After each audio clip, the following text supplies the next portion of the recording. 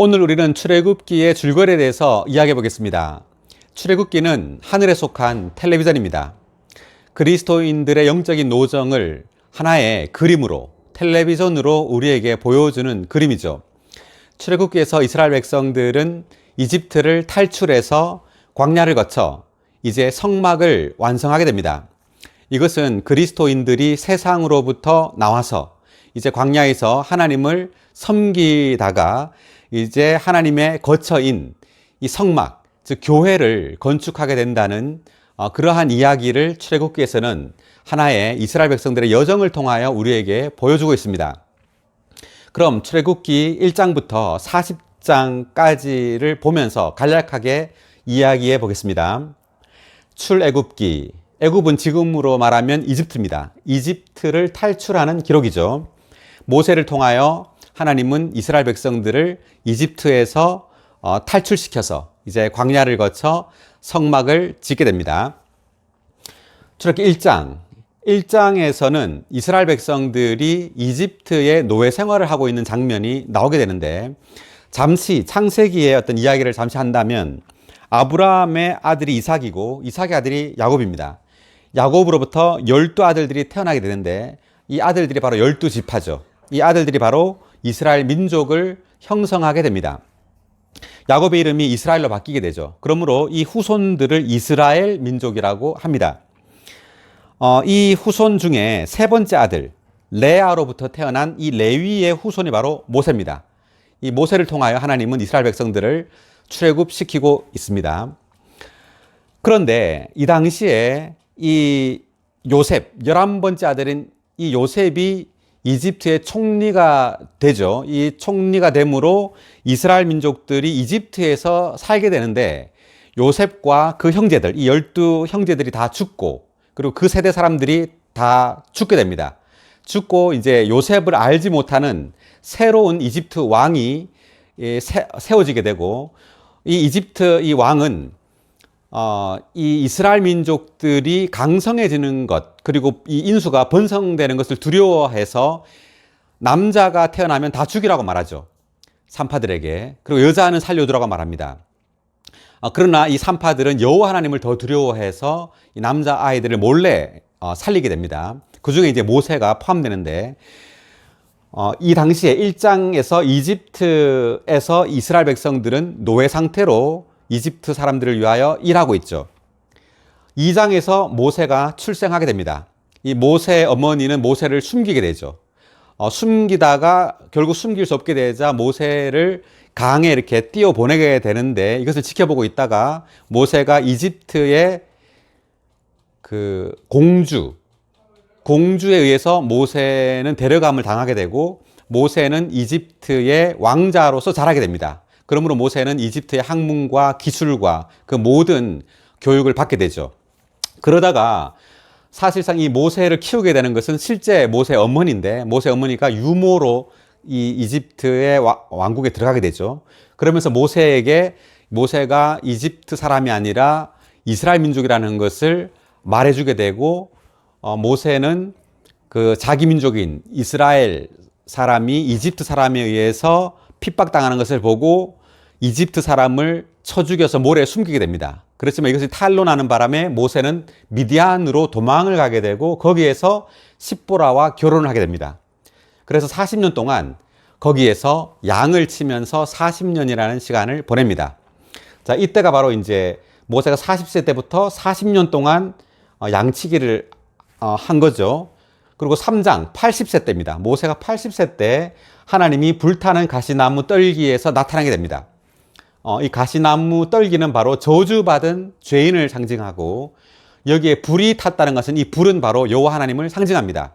그러므로 하나님은 저주받은 죄인 안에서 살고 움직이기를 원하신다는 것을 의미하죠. 그리고 4장에서 주님은 모세에게 세 가지 이상을 보여줍니다. 이 세 가지는 바로 지팡이가 뱀이 되는 것, 그리고 품속에 있는 손이 문둥병으로 발하는 것, 그리고 나일강의 물이 피로 변하는 이 세 가지 이상을 모세에게 보여주게 되고, 이 세 가지 이상이 의미하는 것은, 지팡이는 우리가 의지하는 겁니다. 우리가 돈을 의지한다면 이 돈이 바로 사탄이고, 우리가 어떤 다른 것들, 물질적인 어떤 것을 의지한다면 그것이 바로 사탄이라는 것을 보여주는 것이고, 그리고 품속에 이 손이 문둥병이 된다는 것은 우리의 존재가 죄로 가득하다는 것을 깨달아야 한다는 것을 의미하죠. 그리고 이 나일강의 물이 피로 변한다는 것은 이 세상의 공급, 세상의 오락이 바로 사망으로 가득하다는 것을 보여주는 이상입니다. 이러한 이상을 모세가 보았을 때 비로소 모세는 이스라엘 사람들을 이끌고 출애굽, 이집트를 탈출할 수 있는 자격이 있게 되는 것입니다.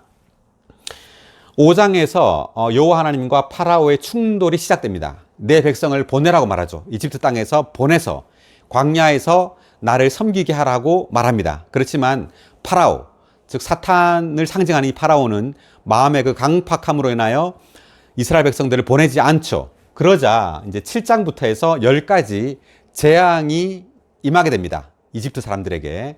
그 10가지 재앙은 피, 개구리, 이, 파리, 전염병, 종기, 우박, 메뚜기, 어둠, 그리고 마지막 10번째 재앙이 유월절입니다. 자, 이 유월절은 첫 번째 난 것이 다 죽게 되는 날입니다. 사람이 장자면 첫 번째 낳았다면 그 사람이 죽는 것이고, 동물이 첫 번째 낳으면 동물도 죽습니다. 이것은 예창조, 즉 첫 번째 창조는 다 타락했기 때문에 다 하나님의 심판 아래에 있다는 것을 의미합니다. 첫 번째 창조는 예창조는 그리스도의 죽음에 의해서 다 하나님의 심판 아래 있어야 되고, 이제 주님의 심판을 거칠 때 부활 안에서 새로운 창조가 시작된다는 것을 보여주는 하나의 그림이죠. 출애굽기 12장에 이 유월절에 대한 그림이 상세하게 나와 있습니다. 그리고 13장에서 이제 이집트를 떠나게 되죠. 이집트를 탈출하게 되고, 14장에서 파라오는 이스라엘 민족들을 보내게 한 것을 후회하고 이제 추격합니다. 다 죽이기 위해서. 그럴 때 이스라엘 백성들을 인도하던 구름 기둥과 이 불 기둥은 홍해로 이스라엘 민족들을 인도하게 됩니다. 그래서 홍해가 갈라지게 되죠. 이 홍해 밑으로 이스라엘 백성들이 지나가게 되고, 그 뒤따라서 파라오와 그 군대들이 그 물에 따라오다가 수장되게 됩니다. 이것은 그리스도의 죽음과 부활을 상징합니다. 모세는 바로 그리스도를 상징하고, 그 뒤따라온 이스라엘 백성들은 믿는 이들을 상징하죠. 그리고 뒤따라서 물에 수장된 파라오와 그 군대들은 사탄과 그 악한 영들을 상징합니다. 그리스도의 죽음 안에서 모든 예창조는 죽고, 그리고 사탄과 악한 영들도 십자가에서 다 못 박히게 되고, 오직 그리스도와 믿는 이들만 부활하게 된다는 그림입니다. 그리고 15장에서 수르 광야에 이르게 되는데, 여기에서 마라에 도착해서 마라에서 물을 마셨더니만 이 물이 쓰죠. 그때 막대기를 하나 던지라고 말합니다. 그 물에, 쓴 물에 던졌을 때 이 물이 달게 됩니다. 이것은 우리의 쓴 상황에 그리스도의 십자가, 이 막대기로 상징된 그리스도의 십자가를 우리의 쓴 상황에 적용할 때 우리의 쓴 상황이 달게 된다는 것을 의미하고, 그리고 이 엘림에 도착하게 되는데, 이 엘림에 12샘과 70개의 종려나무가 있게 됩니다. 이것은 그리스도의 풍성을 상징합니다. 그리고 16장에서 우리는 이제 만나가 하늘에서 내리게 되는데, 하늘에 속한 떡이신 그리스도를 상징합니다. 이 만나는 이스라엘 백성들이 가나안 땅에 도착할 때까지 40년간 하늘에서 매일 아침에 내리게 되는데, 이것은 생명의 떡이신 그리스도를 상징합니다. 우리가 예수 그리스도를 믿고 난 이후에 이제 매일매일 아침에 하나님의 말씀을 먹고, 그리고 기도하고 찬송함으로 우리 매일매일 만나이신 생명의 떡이신 그리스도를 먹음으로 우리는 재조성되게 되는 것이죠. 즉 이스라엘 백성들이 비록 애굽을 나왔다 하더라도 그들의 이 내적 존재는 애굽에서 나오지 않은 여전히 애굽 사람, 세상 사람이라는 것을 의미합니다.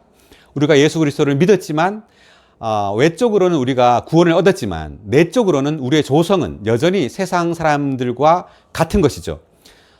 세상 사람들이 좋아하는 것을 우리도 좋아하고, 그리고 세상 사람들이 추구하는 것을 우리도 추구합니다. 왜냐하면 우리의 내적 조성이, 우리의 입맛이 여전히 세상 사람들과 같기 때문입니다.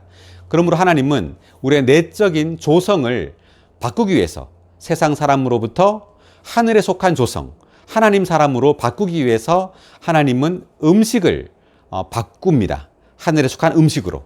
그래서 우리는 주님을 믿은 이후로 이제 매일매일 하늘에 속한 음식인 하나님의 말씀과 찬송과 기도와 그리고 성도들과의 어떤 교통, 이런 교제를 통하여 그리스도를 만나러 매일매일 먹음으로 이제 우리의 내적 조성이 이제 바뀌어서 우리가 어디에 가든 또는 무엇을 하든 우리를 통하여 그리스도가 표현되고 우리의 생각까지도 그리스도와 같은 그러한 존재가 되도록 하나님은 우리의 음식을 이렇게 바꾸셨습니다.